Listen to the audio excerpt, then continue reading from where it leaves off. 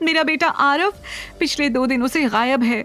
मुझे उसी होटल में जाकर उसे ढूंढना है जहां वो रुका था। Please try to understand.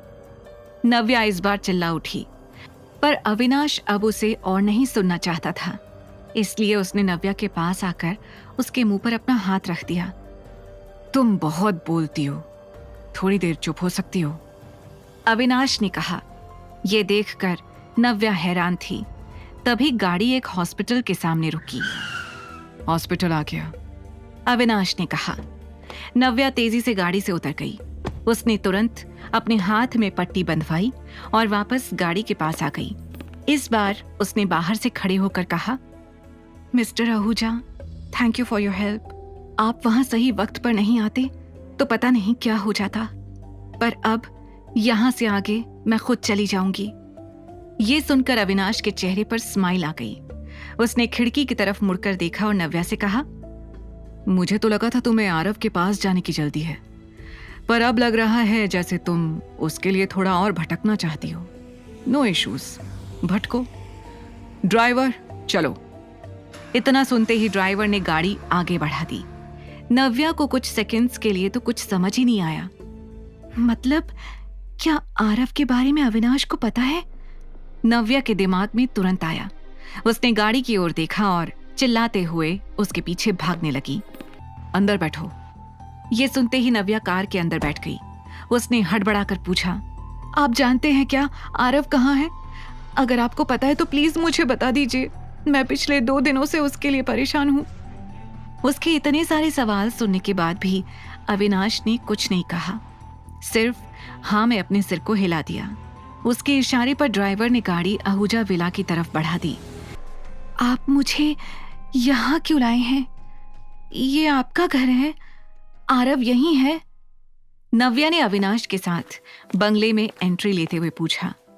Avinash ने उसकी बात का कोई जवाब नहीं दिया और सीधा बंगले के अंदर जाने लगा, जहां उसे एक हेल्पर ने देखकर कहा, वेलकम होम सर। अविनाश का सर्वेंट से इतना अपनापन देखकर नव्या को अच्छा लग रहा था, लेकिन उसकी नजरें तो बस आरव को ढूंढ रही थी।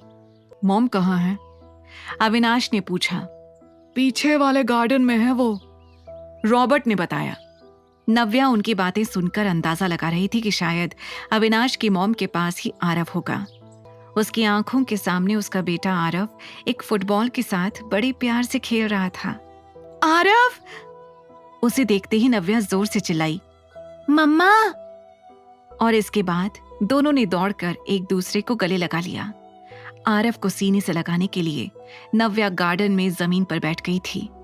आरव को अपने इतने करीब पाकर नव्या के दिल को जो शांति मिली थी, वो आंसुओं के रूप में उसकी आंखों से छलक उठी थी। आरव!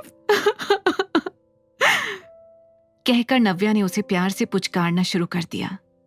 आई मिस्ड यू मम्मा। मुझे पता था पापा मम्मा को जरूर वापस ले आएंगे, उन्होंने प्रॉमिस किया था मुझसे। कहकर आरव ने भी नव्या के फोरहेड पर एक प्यारा सा किस किया और जोर से गले लगा लिया। आरव, आप ठीक तो है ना? आपको चोट तो नहीं आई बेटा? क्या किया आपने 2 दिन? हाँ? नव्या ने हड़बड़ी में एक के बाद एक कई सवाल पूछ लिए। मम्मा, मैं बहुत अच्छा हूँ, यहाँ पर दादी ने बहुत अच्छे से मेरा ध्यान रखा है। ये कहकर आरव ने शीरीन की तरफ इशारा किया। Hello aunty, thank you so much. आपने आरव का इतना ध्यान रखा, इसने आपको ज्यादा परेशान तो नहीं किया ना? नव्या ने कहा। अरे नहीं, बिल्कुल भी नहीं। इनफैक्ट मुझे तो आरव बहुत प्यारा लगा, शीरीन ने मुस्कुराकर कहा। वो बार बार नव्या को ध्यान से देख रही थी। मैंने सुना कि तुम बहुत बड़ी मुसीबत में फंस गई थी because of your own family. सब ठीक तो है ना? शीरीन ने पूछा। हाँ, एवरीथिंग इज फाइन नाउ। मैं बस आरव को ढूंढ रही थी, अब वो मिल गया है तो मुझे चलना चाहिए। Thank you once again, I will take your leave now. इतना कहकर नव्या ने आरव का हाथ पकड़ा और वहां से जाने लगी। पर तुम जाओगी कहाँ?